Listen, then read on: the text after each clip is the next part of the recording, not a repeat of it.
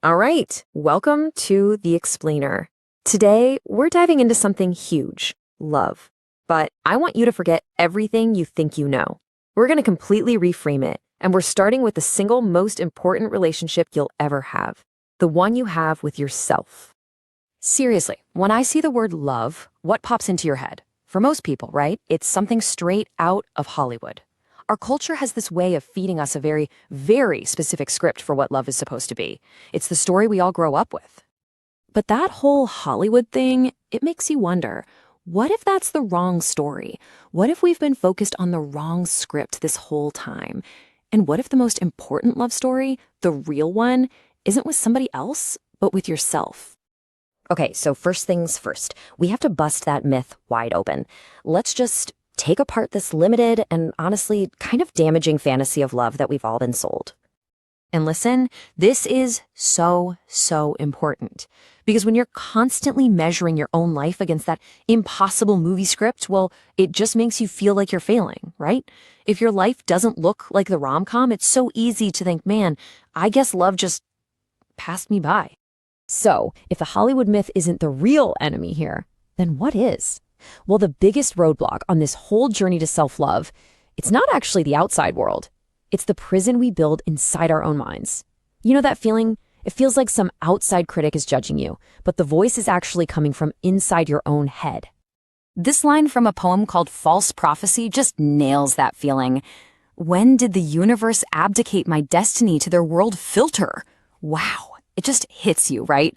It's that gut punch moment when you realize you've basically handed over the keys to your own life and let someone else's opinion define your reality.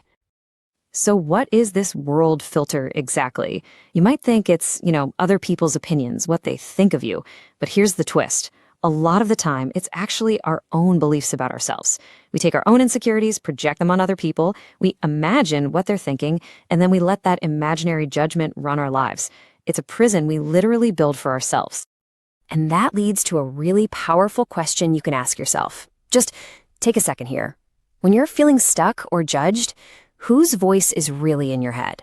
Is it actually someone else's? Or is it just an old, tired story you've been telling yourself for years? Whose fallacy are you believing? And it's not just about other people's opinions, real or imagined. Our minds have another favorite trap, making everything about us. This line from a poem called Egocentric just says it all. I am the reason all things exist, the root of every hurt, the cause of every reaction. What a weight to carry. Man, talk about a heavy burden. We convince ourselves we're responsible for everything. Yeah, our minds just love to spin these super dramatic all-or-nothing tales. You know the ones. It's all my fault. Everything depends on me. But here's the cool part. You can break that spell with a simple question. The next time your brain tells you you're the cause of every single failure, just pause and ask, is that really true? Just that one question. It creates a little bit of breathing room. It gives you perspective. And, we can look at this with a bit of kindness. This isn't some deep character flaw.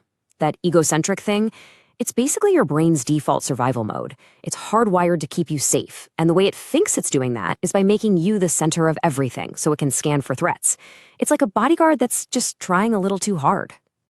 But here's the really good news in all this. You have a choice. You're not just stuck being a prisoner in your own head.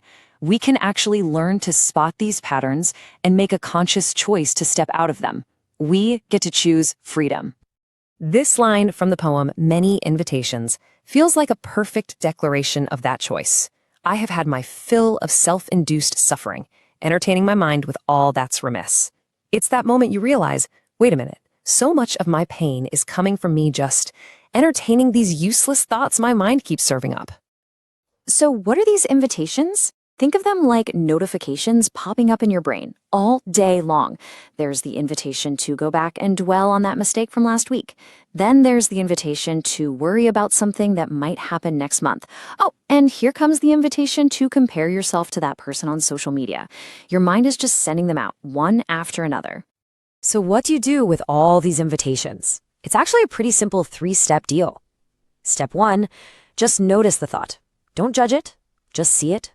Step 2, ask yourself, okay, if I follow this thought, where is it going to lead me? To peace or to pain? And then step 3, you choose. If it's not going to serve you, you can just politely decline the invitation. No thanks, brain. Not today. And this is a total game changer in how you relate to your mind. The goal is not to fight your thoughts. I mean, have you ever tried that? It's exhausting, and it just doesn't work. The idea is to become an observer instead. Picture this. You're sitting on the bank of a river. Your thoughts are like leaves floating by on the current. You can see them, you can acknowledge them, but you don't have to jump in the river and get swept by every single one. Okay, so once we start choosing this freedom, what does that actually look like? Well, now it's time to practice. This is where the rubber meets the road. Self-love, day to day, is really about embracing who you actually are, seeing yourself clearly and with a whole lot of kindness. And to really get a handle on what authentic means, let's look at a word we throw around all the time: ordinary. The dictionary definition is pretty blunt, with no special or distinctive features. Okay? Got it? Just hang on to that definition for a second, because we're about to blow it up. But here's the thing that makes no sense. We know that every single human being is totally unique, right? Your fingerprints, your life story, the way you see the world, it's a one-of-a-kind deal. So if literally no two people are the same, how can anyone truly be ordinary? It doesn't add up. And that's the whole point. This is the wisdom of self-love right here. You don't have to spend your life trying to become extraordinary. You can just stop. Stop chasing it. Because by the simple fact that you are uniquely you, that's exactly who you already are. You've been extraordinary the whole time.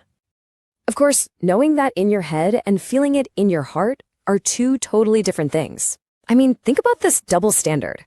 We're so good at being kind to other people. It's easy, it feels right. But turn that kindness inward, towards ourselves, suddenly it's a huge struggle. The first thought is almost always, nah, I don't deserve that. So why is that? Why is it so hard? This one line gets right to the heart of it. My story too real to give it to me. We know our own story inside and out, every mistake, every dumb decision, every flaw. It's all right there. We see other people from a distance, so it's easy to be kind. But we can't give ourselves that same compassion because our own reality feels, well, just too real. And this is where everything we've talked about really comes together. The moment you stop trying to live up to some imaginary standard, the moment you start treating yourself with a little kindness, you get back this incredible amount of energy. Think about it. All that effort you waste trying to be a bad copy of someone else or rehashing your mistakes, it's suddenly yours again. So I'm going to leave you with this question to chew on. Just imagine, for a second, all the energy you currently spend on self-criticism, on comparing yourself to others, on replaying every little mistake. What could you do with that energy? What could you build? What joy could you find if you just took all of that back, simply by allowing yourself to be you?